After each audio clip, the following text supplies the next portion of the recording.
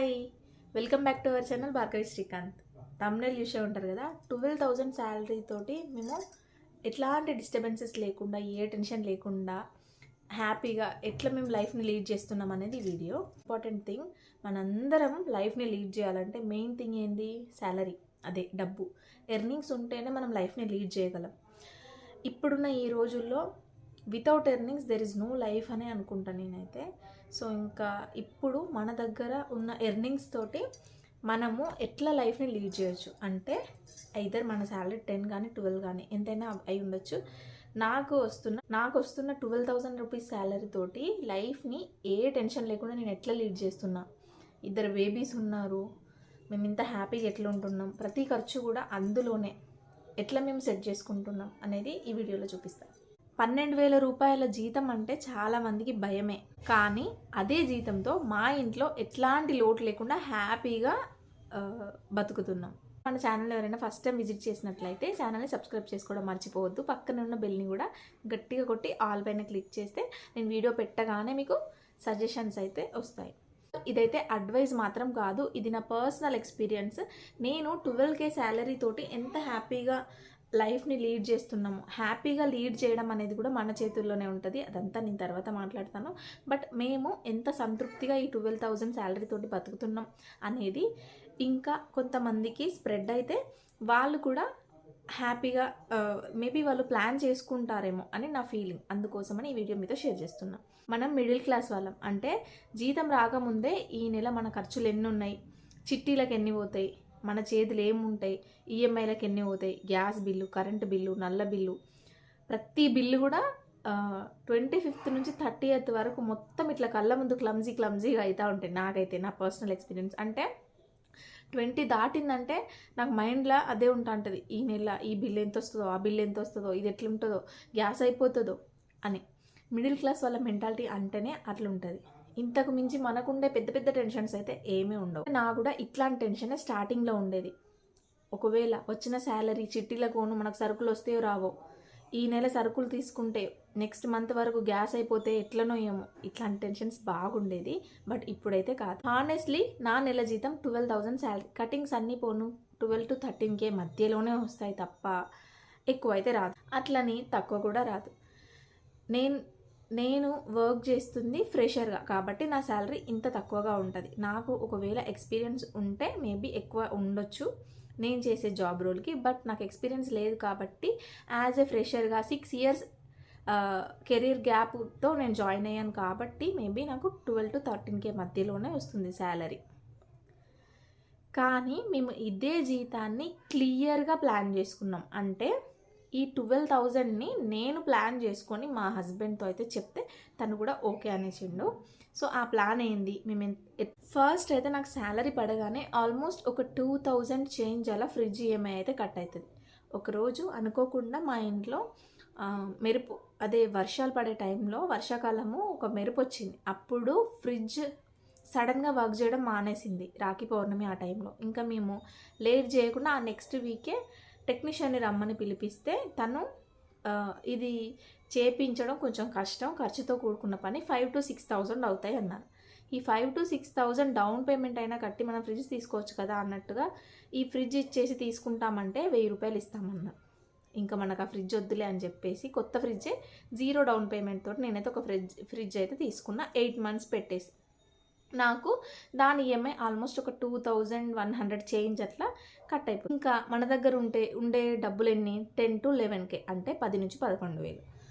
దీంట్లో ఈ 10 నుంచి 11,000 నాకు మంత్లీ సామాన్ అంటే మినప్పప్పు, కందిపప్పు, పెసరపప్పు, చక్కెర, చాపత్త, ఇడ్లీ రవ్వ, ఉప్మా రవ్వ, సేమియా ప్యాకెట్స్, ఇంకా కొన్ని అన్నీ దేవుడి సామాను అన్నీ ఒక మంత్కి నాకు 2,000 రూపీస్ అయితే ఖర్చు అవుతుంది. అది కాకుండా మాకు దగ్గరలో ఉన్న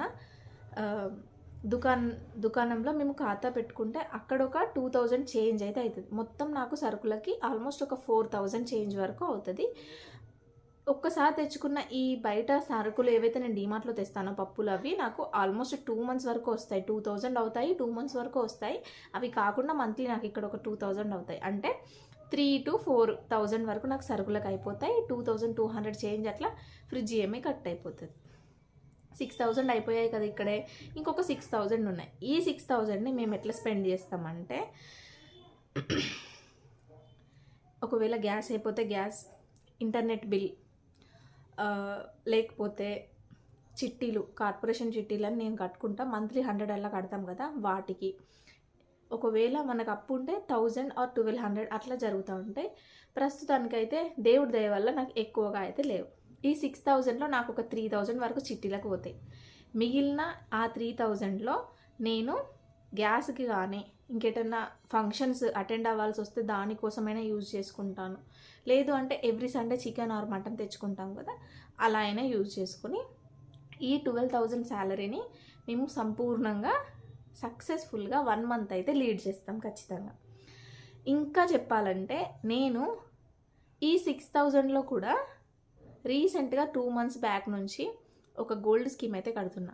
5,000 రూపీస్ గోల్డ్ స్కీమ్కే పోతాయి, 2,000 ఫ్రిడ్జ్ ఈఎంఐకి వెళ్ళిపోతే, ఇంకా మిగిలిన డబ్బులు నాకు సరుకులకు అయితే. అంటే నా ఇల్లు, నేను గోల్డ్ సేవింగ్స్ చేసుకుంటున్న 5,000 రూపీస్ తోటి నాకు 1/2 గ్రామ్ కూడా గోల్డ్ రాదు. బట్ ఈవెన్ దో 3 monthsకి అయినా సరే ఒక గ్రామ్ అయినా వస్తుంది కదా అన్నట్టుగా స్టార్ట్ చేశాను. ఇప్పుడు ఈ మంత్ కడితే ఇంకా 3 months కట్టినట్టు అవుతుంది.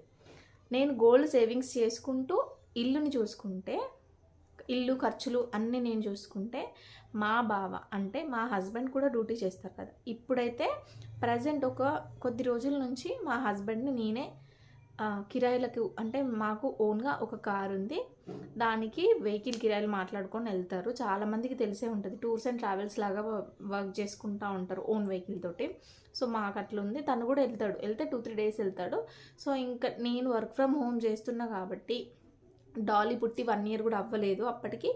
ఇంకా ఇంట్లో ఇబ్బంది అవుతుంది, నేను వంట చేసుకొని పిల్లల్ని చూసుకొని అంతా నేను చేయలేనని చెప్పేసి నేనే కొద్ది రోజులు మీరు బ్రేక్ తీసుకోండి, మనకు సేవింగ్స్ అవి ఏమొద్దు, నా శాలరీతో మనం అందరం హ్యాపీగా ఉందాం. ఎందుకంటే నాకు 6 years తర్వాత వచ్చిన ఆపర్చునిటీ, ఈ ఆపర్చునిటీని కాదు అని నేను రిజిగ్నేషన్ ఇస్తే మళ్ళీ నాకు దొరకడం అంటే ఇప్పుడున్న పొజిషన్లో చాలా రేరు, కష్టము. అండ్ ఏం చేసినా కూడా నేను ఇంటి దగ్గర వంట చేసుకొని పిల్లల్ని చూసుకోవడం తప్ప ఇంకేం చేయలేను. అదే మనకు కార్ ఎప్పటికీ ఉంటుంది. మీరు కావాలంటే నైట్ టైం ఏవైనా కిరాయిలు వస్తే వెళ్ళండి అని చెప్పేసి తనని నైట్ టైం ఏదైనా అటు వెళ్ళి రావడం అట్లా అంటే నాకు వీలు, నేను పిల్లల్ని చూసుకోగలుగుతా, నాకు ఏ వర్క్ లేదు అనుకుంటే తను వర్క్కి వెళ్తాడు. సో ఇంకా తనవి సేవింగ్స్కి అవుతాయి. ప్రజెంట్ అయితే తను చేయట్లేదు. ఒకవేళ వెళ్ళినా కూడా ఉండట్లేదు, అంటే సేవింగ్స్ అవ్వట్లేదు, సేవ్ చేయలేకపోతున్నాం. ఎందుకంటే లిటరల్లీ వీటితోటే బతకాలి అని మనం గైడ్లైన్స్ పెట్టుకున్నప్పుడు వాటితోటే మనమైతే బతకొచ్చు. కానీ పిల్లలు అలా కాదు కదా, నాన్న ఇది తీసుకురా అది తీసుకురా అంటారు. సో తను ఒకరోజు కార్తో కిరాయి వెళ్తే తనకి ఎంత మిగిలినా, ఒక 1,500 or 2,000 ఎంత మిగిలినా కూడా తను సేవ్ చేయాలనే చూస్తాడు. ఈవెన్ దో వాళ్ళ పిల్లలు అడిగితే మాత్రం తేకుండా ఉండలేరు కదా ఎవరైనా. ఇంకా అలా మా లైఫ్ అయితే గడుస్తూ ఉన్నది. ప్రస్తుతానికైతే సేవింగ్స్ ఏమీ లేవు, కానీ ఉన్న 12,000 రూపీస్ శాలరీ తోటి మేమైతే హ్యాపీగానే బతుకుతున్నాం. ఇంకా అప్పులు అంటారా, అందరికీ ఉంటాయండి. కానీ మాకు మా పిల్లల్ని, చిన్న పిల్లలు కాబట్టి చూసుకోవడానికి ఇంట్లో పెద్దవాళ్ళు ఎవరు లేరు. ఇంకా అలానే నేను చూసుకొని జాబ్ వదిలేస్తే నాకు మళ్ళీ జాబ్ వచ్చే స్కోప్ కూడా లేదు. కాబట్టి పిల్లల్ని చూసుకుందాం, ఇద్దరం కలిసి ఇంట్లోనే ఉందాం, ఈ వచ్చిన శాలరీ తోటి ఇంకొద్ది రోజులు ఒక 1 year అట్లా అడ్జస్ట్ అవుదామని చెప్పి మా వారిని నేను ఒప్పించుకొని నేను వర్క్ చేసుకుంటూ బేబీస్ని చూసుకుంటాను, తను కూడా బేబీస్ని చూసుకుంటూ ఇంట్లో నాకు ఏదైనా హెల్ప్ చేస్తారు. ఎందుకంటే ఇట్లా మేము లైఫ్ని లీడ్ చేస్తున్నాం. ఇంకా ఇప్పటి వరకు అయితే ఏ లోటు లేకుండా మా డాలీ సక్సెస్ఫుల్గా 1.5 year, ఆల్మోస్ట్ 14 months కంప్లీట్ అయిపోతున్నాయి. ఇంకొక 6 months, ఇంకో 4 months అయితే తనకి 1.5 year కంప్లీట్ అయిపోతుంది. ఇంకా డాలీ కూడా ఇంకొంచెం పెద్దది, 2nd birthday వరకు అలాగా వెయిట్ చేసి ఆ తర్వాత ఇద్దరు స్కూల్కి వెళ్తారు, వాళ్ళిద్దరు స్కూల్కి వెళ్తారు, మేమిద్దరం వర్క్ చేసుకోవచ్చు. అప్పుడు నావి మొత్తం కూడా ఇల్లుకి కాంట్రిబ్యూట్ చేస్తే మా బావ వర్క్ చేసినవన్నీ కూడా మేము సేవ్ చేసుకోవచ్చు కదా. ఇట్లా నేను ప్లాన్ చేసుకొని ఈ ప్లానింగ్ ప్రకారమే మేము వెళ్తున్నాం. మేము ఒకరిని చూసి లిటరల్లీ నా హానెస్ట్ రివ్యూ ఏంటిది అంటే, ఒకరిని చూసి ఇటుపక్కోళ్ళు అటుపక్కోళ్ళని చూసి వీళ్ళు ఇట్లా బతుకుతాండ్రు, మనం ఇట్లా బతకలేకపోతున్నాం, వాళ్ళకి ఇది ఉంది మనకు లేదు అనే ఫీలింగ్ ఎప్పుడు ఉన్నా కూడా మనం హ్యాపీగా అస్సలు ఉండలేం. ఉన్న దాంట్లోనే సరిదిద్దుకొని సంతృప్తిగా ఉండాలి. ఈవెన్ దో మనం ఎంజాయ్ చేసి వాళ్ళు ఎంజాయ్ చేయకుండా వాళ్ళు సఫర్ అయిన రోజులు కూడా ఉండొచ్చు. అట్లా అని చెప్పేసి వాళ్ళ లెక్క మనకు లేదు అనే ఫీలింగ్ అయితే మేము ఎప్పుడు తెచ్చుకోలేదు. అండ్ ఉన్న దాంట్లో మాత్రం హ్యాపీగానే ఉన్నాం ప్రస్తుతానికైతే.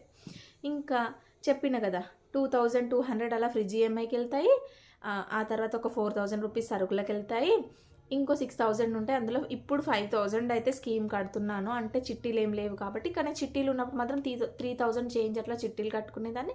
మిగిలినవి మాత్రం ఒక 2000 ఉంటే ఆ 2000 ఎవ్రీ సండే ఒక 500 ఆర్ 400 అన్నట్టుగా పక్కకు పెట్టుకొని చికెన్ కానీ ఇంకా పిల్లలకి ఏదైనా చికెన్ మటన్ ఏదైనా సరే తినాలనిపించినప్పుడు తీసుకొచ్చి వాళ్ళకి పెట్టడం. అవి ఓన్లీ సండేస్ కోసం కొన్ని డబ్బులు పక్కన పెట్టేసుకోవడం, ఓన్లీ చిట్టీలకు కొన్ని డబ్బులు పక్కన ఇట్లా పెట్టుకొని నేను ప్లాన్ చేసుకున్నా. కాబట్టి ఇప్పుడు నేను ఏ రంది లేకుండా ఏ టెన్షన్ లేకుండా పీస్ఫుల్గా బతుకుతున్నా. ఇంకా ఎప్పుడైనా ఒకసారి నెలలో 2, 3, 4 సార్లనో మా బావ కిరాయి వెళ్ళినా కూడా, అంటే నైట్ వెళ్ళి మార్నింగ్ రావడము, లేదంటే సాటర్డే సండే నాకు వర్క్ ఉండదు కాబట్టి తను వెళ్ళి రావడము, అట్లా మాకు ప్లస్ అవుతూ వస్తూ ఉన్నది.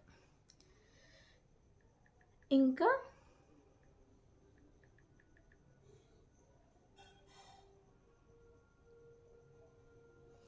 ఇక్కడనే ఇలాంటి సిచ్యువేషనే నేను మీతో ఎక్స్ప్లెయిన్ చేయాలనుకుంటున్నా.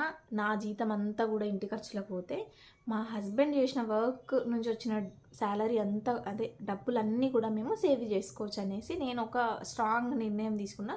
బట్ ప్రస్తుతానికి ఒక 2-3 ఇయర్స్ వరకు అయితే తనని ఎక్కడికి పంపేది లేదు. ఎందుకంటే పిల్లలు చిన్నోళ్ళు, చూసుకోవడానికి ఎవరు లేరు.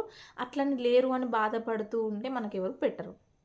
అందుకోసమని ఈ డిసిషన్ తీసుకొని నేను వర్క్ చేస్తాను, నువ్వు ఇంట్లో ఉండి కొంచెం పిల్లల్ని చూసుకొని నాకు కూడా హెల్ప్ఫుల్గా ఉంటారు.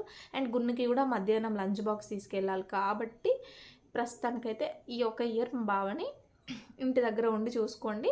ఆర్ ఎల్స్ నాకు సాటర్డే సండే లీవ్ హాఫ్ ఉంటుంది, ఉండదు వర్క్, కాబట్టి మీరు వెళ్ళండి అని చెప్పేసి అలా మేనేజ్ చేస్తూ తను సాటర్డే సండేకి వెళ్ళేస్తే ఒప్పుకొని తను వెళ్తూ ఉన్నాడు. నేను ఆ టైంలో పిల్లల్ని చూసుకుంటా ఉన్నాను.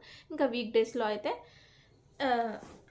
యాజ్ యూజువల్ ఇద్దరం కలిసి ఇంట్లో వర్క్ చేసుకొని ఇద్దరం కలిసి పిల్లల్ని చూసుకోవడం అట్లా జరుగుతూ ఉన్నది. అంటే ఇల్లు నడపడానికి నేను కాంట్రిబ్యూట్ చేస్తే భవిష్యత్తు కోసం, అంటే మా ఫ్యూచర్ కోసం, గున్ను అండ్ డాలీ ఫ్యూచర్, నా ఫ్యూచర్ కోసం మా బావ తన సంపాదనని దాస్తున్నారు. అట్లాంటి దాంట్లో నాకు హక్కు లేదని కాదు, మేమిద్దరము మా బాధ్యతని మేమిద్దరము డివైడ్ చేసుకున్నాం. మా సైడ్ ఎట్లుంటుందంటే హస్బెండ్ వర్క్ చేయాలి, వైఫ్ ఇంట్లో ఉండి పిల్లల్ని చూసుకోవాలి అనుకుంటుంది. బట్ నేను మా వారు ఎప్పుడు అట్లా అనుకోము. మేమిద్దరము లైఫ్ని లీడ్ చేస్తున్నాము. మా ఇద్దరి లైఫ్ తోటి ఇంకో ఇద్దరి లైఫ్ ఉంది.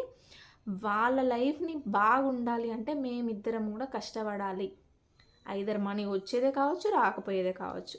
అట్లని తను ఇప్పుడు నేను ఇంటి దగ్గర ఉన్నా అని చెప్పి తను ఇంటి దగ్గర ఖాళీగా ఉండకుండా ఇంట్లో వర్క్స్ చేసుకుంటూనే ఇంటి ముందు జిరాక్స్ షాప్ పెట్టుకున్నాడు. ఎందుకంటే అట్లీస్ట్ ఒక 30 to 50 రూపీస్ అయినా 100 రూపీస్ అయినా డైలీ వస్తే మాకు కూరగాయలకి ఇంకా వేటికైనా అవుతాయి కదా, అట్లా అని చెప్పేసి తను ఆ ప్లాన్ చేసుకున్నాడు. ఇంకా అట్లా నడుస్తూ ఉన్నది మా పర్సనల్ ఎక్స్పీరియన్స్ అయితే ఇది. ఇంకా మేము ఇంకొకరి లైఫ్ తోటి అస్సలు కూడా కంపేర్ చేసుకోము. Comparison is the main villain in our lives. ఎందుకంటే కంపేర్ చేయడము, వీళ్ళు ఇట్లున్నారు నాకు అట్లా లేదు అని నువ్వు ఎప్పుడైతే నీ హస్బెండ్తో చెప్తావో అప్పుడే నీకు నీ హస్బెండ్కి డిస్టర్బెన్సెస్ రావడం స్టార్ట్ అవుతాయి. అదే మన లైఫ్ ఇట్లుంది, ఇది ఇట్లా కాకుండా ఇంకో లాగుంటే బాగుండు, మన ఇద్దరము మనకున్న ఈ ఎర్నింగ్స్ని ఇట్లా చేంజ్ చేసుకుందాము అని నువ్వు చెప్పి చూడు, నీ హస్బెండ్ నీతో మంచిగా ఉంటాడు. ఇంకా మెయిన్ థింగ్ ఇంకోటి ఏంటంటే మీ దగ్గర మనీ తక్కువ ఉండడం, అదే మీ ఎర్నింగ్స్, మీరు సంపాదన తక్కువ ఉండడం మీ ప్రాబ్లం కాదు.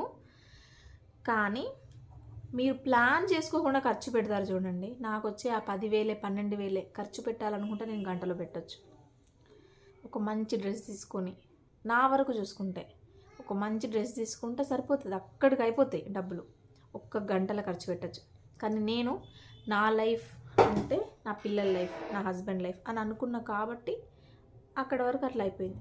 తను కూడా అంతే, ఎన్నో సాక్రిఫైసెస్ చేసి ఈవెన్ దో నేను ఇంటి దగ్గర ఉండమని మీరు వర్క్ చేయకపోవడం వల్లనే కొన్ని మనము సాక్రిఫైసెస్ చేయాల్సి వస్తుంది. మీరు కూడా వర్క్ చేసి ఉంటే నువ్వు అంత హ్యాపీగా ఉండొచ్చు అని అన్న రోజులు కూడా ఉన్నాయి. కానీ that is not the matter here. మనకు చిన్న జీతం ఉన్నా కూడా మన మనశ్శాంతి ఉండాలి, హ్యాపీనెస్ ఉండాలి అంటే planning is most important thing in our lifes. And ఈ మన మిడిల్ క్లాస్ లైఫ్లో అసలైన రిచ్నెస్ అంటే ఏంటిదో తెలుసా? అప్పు లేకుండా ఉండడం. ఈవెన్ అప్పు ఉన్నా కూడా మనశ్శాంతి ఉన్నోడు అసలైన రిచ్ పర్సన్. ఎందుకంటే వాడికి అప్పు ఉంటుంది కావచ్చు, కానీ ఆ అప్పును తీర్పడానికి వీడి దగ్గర ప్లాన్ రెడీగా ఉంటుంది. ఎవ్రీ మంత్ సేవ్ చేసుకుంటాడు, ఎంతో కొంత కాంట్రిబ్యూట్ చేస్తాడు ఎటు డెప్ట్ సైడ్, అదే అప్పు సైడ్. అట్లా నాకు కూడా గోల్డ్ లోన్ ఉన్నది, నాకు కూడా అన్ని సమస్యలు ఉన్నాయి. బట్ ఎంతో కొంత 2000, 3000 ఇప్పుడు నేను చేస్తున్నా ఇంట్లోకి. మా హస్బెండ్ చేసేవి 2000 వస్తే 1000 రూపీస్ అయినా అప్పు బ్యాంక్లో డైరెక్ట్గా మనం ఫోన్పే తోటి కూడా కట్టుకోవచ్చు. తను కట్టేస్తాడు, ఇంకా మిగిలిన పిల్లలకి ఏమైనా తీసుకుంటాడు. అట్లా బ్యాలెన్స్ చేసుకుంటూ అన్ని రకాలుగా ఇద్దరం మాట్లాడుకొని ప్లాన్ చేసుకొని లైఫ్ని లీడ్ చేస్తే ఎంత బాగుంటుందో మీరు ఒక 1 month ట్రై చేయండి. ఇంకా మీరు ఆ అలవాటుని కంటిన్యూ చేస్తారు. ఇంకా మీరు ఇప్పటి వరకు మీ ఇంట్లో ఖర్చులని ఎట్లా డిసైడ్ చేస్తారు? మా సైడ్, మా లొకాలిటీలో ఉండేవాళ్ళు హస్బెండే చేయాలి, వైఫ్ అంటే ఇట్లనే ఉండాలి అంటే నా జనరేషన్, నా ఏజ్ వాళ్ళు కొందరిని చూసిన, నేను గమనించిన. అబ్బాయిలు పని చేసుకురావాలి, అమ్మాయిలు వంట చేసి పెట్టాలంట. ఏందో మరి నాకు అసలు అర్థం కాదు. ఎన్ని రోజులు చేస్తావు? పెళ్ళైన కొత్త దగ్గర నుంచి పిల్లలు కొంచెం పెద్దగా అయ్యే వరకు నీ హస్బెండ్ నువ్వు చేయకపోయినా ఏమన్నాడు కావచ్చు. కొద్ది రోజులు అవుతుంది, పిల్లలు పెరుగుతారు, వాళ్ళ చదువులకి ఎక్కువ ఎక్స్పెండ్ చేయాల్సి వస్తుంది మనీ. అప్పుడు ఏం చేస్తావు? ఏదో ఒక పని చేసుకోవాలి కదా. అప్పుడు చేసుకునేది ఇప్పటి నుంచి అలవాటు అయితే అయిపోతుంది కదా. అట్లా అది నా ఒపీనియన్, నా పర్సనల్ ఒపీనియన్. కొందరు చేయాలని ఉండి కూడా చేయలేకపోయిన వాళ్ళు ఉన్నారు. అట్లా అని నేను ఎవరిని ఏమనట్లేదు, జస్ట్ నా అడ్వైజ్. అంటే నేను ఎవరికి అడ్వైజ్ ఇవ్వట్లేదు, నా ఎక్స్పీరియన్స్ చెప్తున్నాను. ఇప్పుడు కాకపోయినా ఇంకెప్పుడైనా మనం వర్క్ చేసుకోవాల్సిందే. యాజ్ ఏ హ్యూమన్ బీయింగ్గా మనకు వీలైనంత పని మనం చేసుకోవాలి.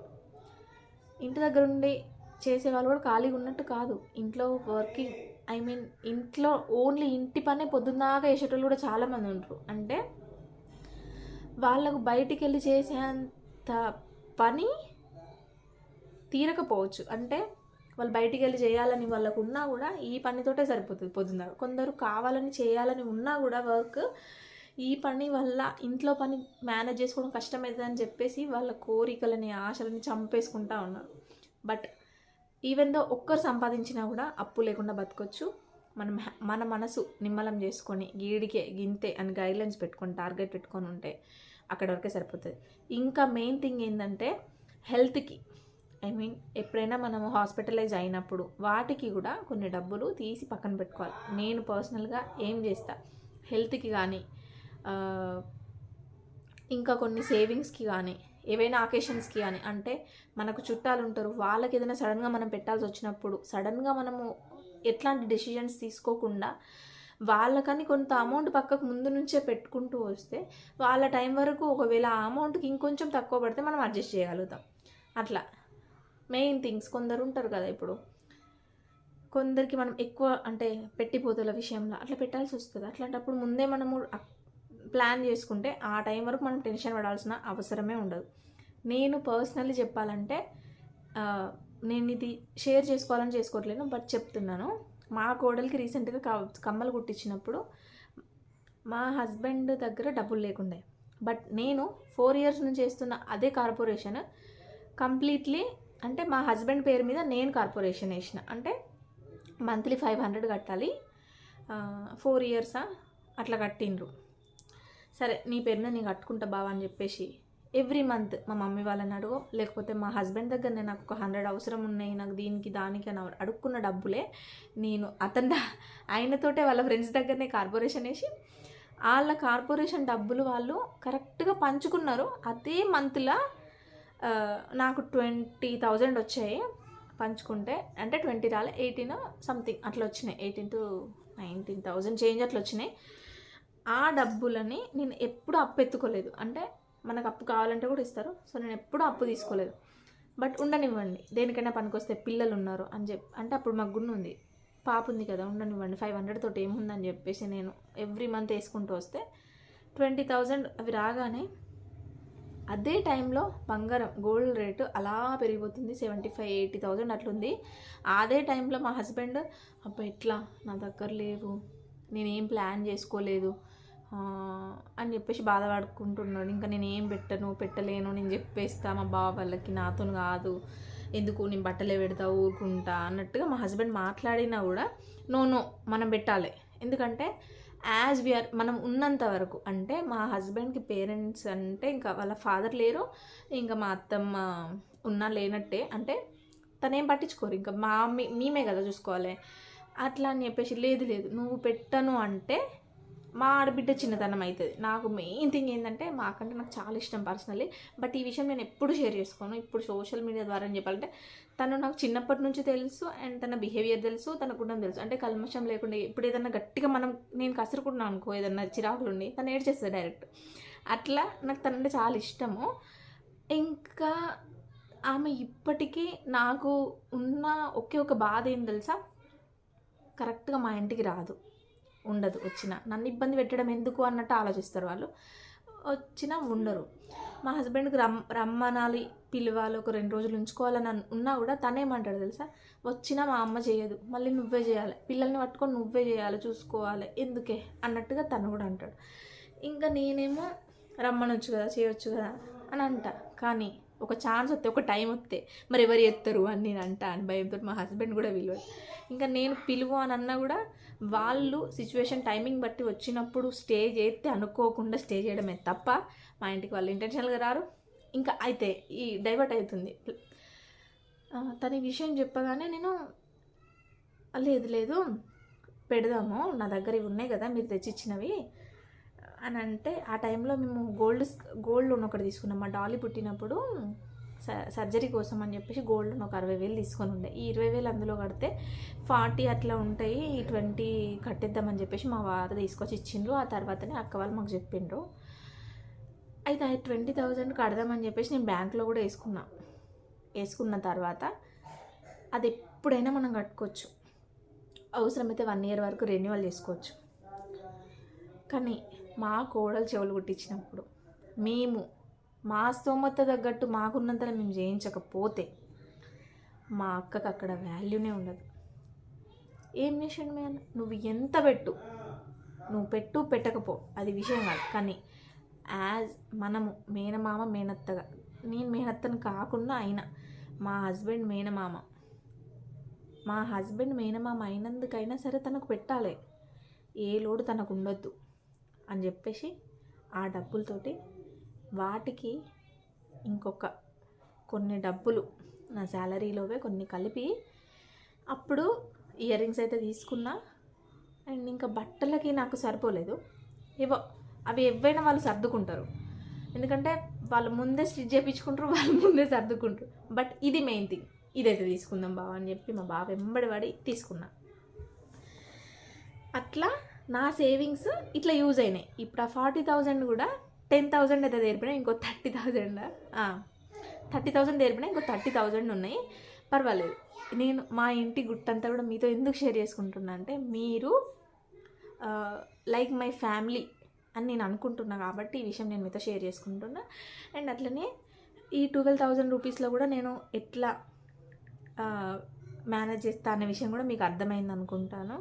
ఇంకా ఈ వీడియో మీరు మీ ఇంట్లో ఎక్స్పెన్సెస్ని ఎట్లా ఖర్చు చేస్తారు, మీ లైఫ్ గోల్స్ ఎట్లుంటాయి, అంటే 2 పిల్లలు ఉంటే ఎట్లుంటుందని. ఇప్పుడు కూడా నాకు 2 ఆడపిల్లలు అయినందుకు బాధపడట్లేదు, బట్ 2 పిల్లల్ని బాగా చదివించాలి, మంచి పొజిషన్లో చూడాలి వాళ్ళు ఎవరిపైన బేస్ అవ్వకుండా, భర్త మీద తండ్రి మీద ఆధారపడకుండా వాళ్ళు లైఫ్ని లీడ్ చేయాలని ఒక్క ఇంటెన్షన్ అయితే నాకున్నది.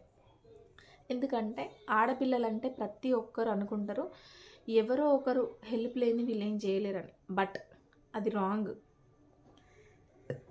ప్రతి మగాడికి ఆడదాని అవసరం ఉంటుంది కావచ్చు, కానీ ఆడదానికి మాత్రం మగాడు అవసరం ఉండదు. అండ్ తను చేయాలనుకుంటే మగాడి కంటే ఎక్కువనే చేస్తుంది. ఏమంటారు, ఈ వీడియోనైతే ఎడిట్ చేయను, ఎట్లున్నో అట్లనే అప్లోడ్ చేస్తా.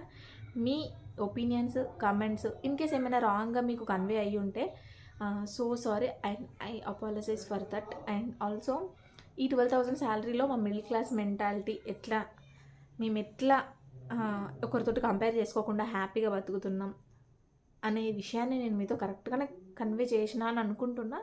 అండ్ ఇంకా విషయం ఎక్కడికో వెళ్ళిపోయింది, బట్ నో ఇష్యూ. ఇది ఇట్లనే అప్లోడ్ చేద్దాం అనుకుంటున్నా. నాకు ఎడిటింగ్ చేసేంత ఓపిక కూడా లేదు. Thank you so much for watching. Me opinions ఏమైనా ఉంటే కామెంట్ సెక్షన్లో కామెంట్ చేయండి, but don't take anything as negative. నేను పాజిటివ్గానే చెప్పాను. ఇన్ కేస్ రాంగ్గా కన్వే అయ్యి ఉంటే ఐఎమ్ సో సారీ. ఇంకా ఈ వీడియో మీకు రిలేటబుల్గా అనిపిస్తే లైక్ చేయండి, షేర్ చేయండి, ఛానల్ని సబ్స్క్రైబ్ చేయడం మర్చిపోదు. ఇట్లాంటి మిడిల్ క్లాస్ లైఫ్ స్టోరీస్ కోసం మన ఛానల్ని సబ్స్క్రైబ్ చేసుకోండి. Thank you for watching. Bye bye.